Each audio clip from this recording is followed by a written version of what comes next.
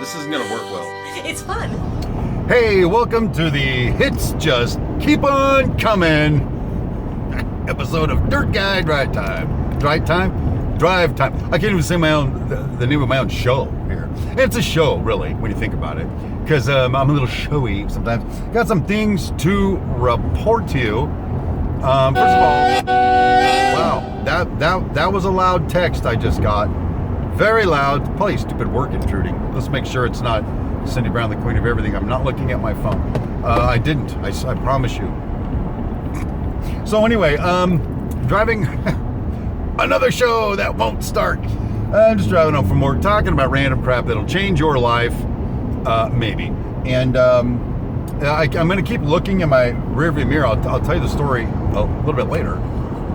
First, we got to get to the meat of the show. First thing to tell you is I still remain invincible. You can't touch me, baby. I'm Teflon Steve. That doesn't rhyme. Teflon Don would be better. Oh, unless I was like Don Corleone, then I'd be Teflon Don. You tracking with that? I don't know. Well, what the hell? I don't know. Woo! What's in this stuff? One of you viewers asked that. One of my comments. What the hell's in that coffee cup, Steve? I don't know. I get it from the same place. I walk into the Starbucks and they go, "Hey, Steve. Hey, Steve. Hey, Steve." All these young people know who I am. That's with a mask, baby. Invincible. That's me.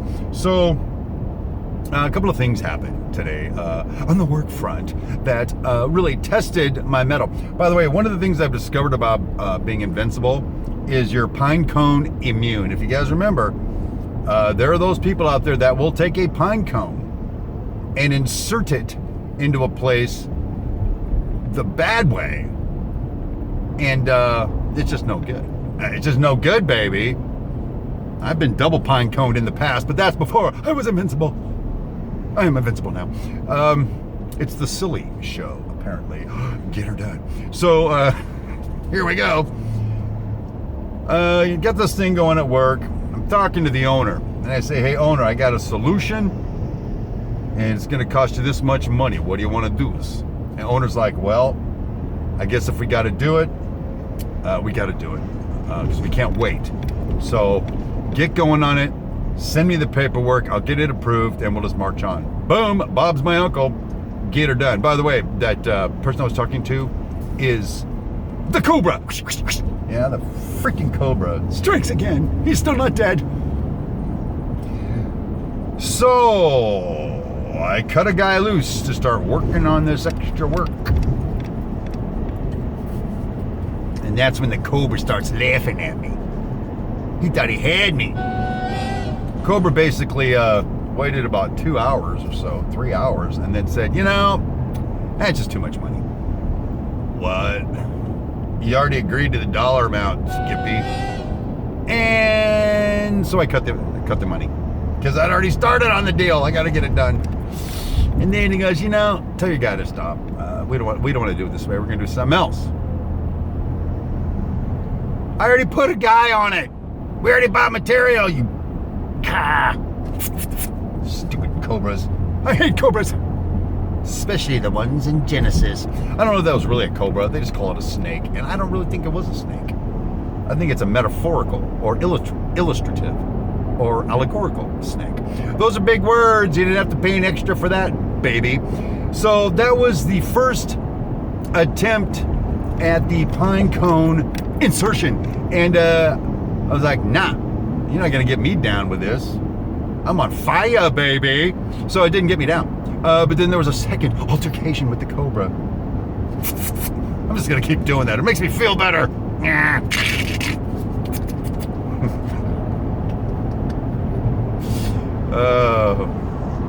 What? People just look at me funny. Second altercation is this. I was notified by the Cobra today that he will, in perpetuity, be coming to my job site every Wednesday and stay all day.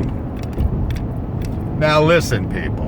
I can do some battle with some Cobra, and when he shows up occasionally for a couple hours, it drains the shit out of us. I'm telling you, me and my co-superintendent, we're like, every time that guy shows up, I'm just exhausted by the time he leaves. And so he's going to be there all day, once a week. He's going to come in. Here's how this is going to go down. I'm telling you, and bosses, I know you're watching this. I'm really going to try to reel it in, okay? Because I know I can get a little hot-headed sometimes and spout off stuff that I regret later, basically. It gets me in trouble. Stupid mouth. Remembering I'm invincible, however, will help. But he's going to start trying to push me around, telling me, you need to sequence that, you need to get guys over here and all this, and I'm going to find them to say, excuse me, sir, get the fuck off my job. I'm going to have to say that to him, which will net in me being booted from the job. So we can't go that route. I'm going to think it a lot. I am. I'm going to tell you guys about it. I hope he doesn't watch this. Hell, watch it. I didn't make you the Cobra. You're the Cobra. So that was like the second attempted pine cone. And the thing is, when you're invincible, like I am, frankly, whatever, it just means that my skills will be sharpened by constantly doing battle with this Cobra. I will teach my team how to battle the Cobra. Battle. I like saying it. Whoa, over there, Junior. Okay, anyway, that's that. This guy that just tried to change lanes on top of my Ford reminds me of actually one of the keynote themes for today's show. So I'm just driving along like a good dude would in the fast lane. The guy in the lane next to me all of a sudden puts on his blinker and just comes right over in front of me. I slammed on my brakes. I was going to take him out. And he's going slow. He's like going 60 miles an hour. That's not even the speed limit, douche. So I move over. I'm like, whatever. I'm invincible. And I accelerate, and I'm going to go past him, and he changes lanes right in front of me. Okay. So I thought, well, maybe the guy is just on drugs or something. I need to get by this guy. I made a few more attempts. Same thing kept happening. All right, so I thought I'd plan my strategy. I would let a truck be a block between the two of us, and I'd Scooby around him and just get the hell away from this guy. So I watched him do this. This is the thing that set it off. He changes lanes about 2 feet behind a box truck, a big box truck. He's changing lanes, and in front of me there's a car going slower. So he changes lanes, and he was thinking that I'm going to move over past the car in front of me, because all of a sudden he just changes lanes back into that lane again. What the hell's this guy doing? I thought to myself. I actually thought that to myself. I think I spoke it out loud, quite frankly. So I just decided to give this guy a wide berth until I could find a good exit strategy. Well, coming up behind me is I think it was an 8.8 Audi, just hauling ass. The Audi comes up behind me, and this little toad's in front of me decides to pass me. When he does, and he gets right about next to me, the little toad moves over in front of him, and the guy slows down. He's like, what the hell? Turns on his blinker, and he changes lanes a split second before the guy in the car, the toad, slammed on his brakes. And I went, I know what you're trying to do, you mother effer. This person is trying to, and it was just a piece of crap car. I'm telling you, one of the ones where the headlights are all fogged over. And I knew I'd lose him when we went up the big hill, because my F-150 takes that hill no problem, and your little sewing machine is going to probably blow a gasket going up the hill. Anyway, this dude was trying to pull over in front of somebody that looked like they had something nicer than him, slam on his brakes, get in a wreck, and then sue the crap out of you. It's like one of those surreal things. It's like something you hear about on the news, or a story is told, but it's not something that happens to you, ever. So I keep looking for this person, and because who knows? Maybe they've already caused an accident. But seriously, I'm on the freeway going 80 miles an hour, and you're going to pull right in front of me and slam on the brakes. What are you, crazy?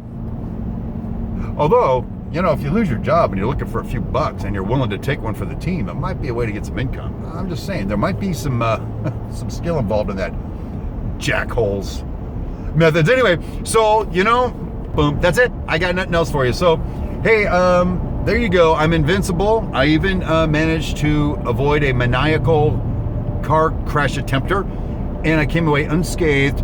And I will be giving you awesome Cobra zombie reports once that person invades my job once a week. So until I see you tomorrow, I may see you tomorrow, I may make a video for the Vibe, I haven't decided yet, but one way or another, I will see you on the internet. So until then, my name is Steve Brown, and watch out for the jackhole going slow.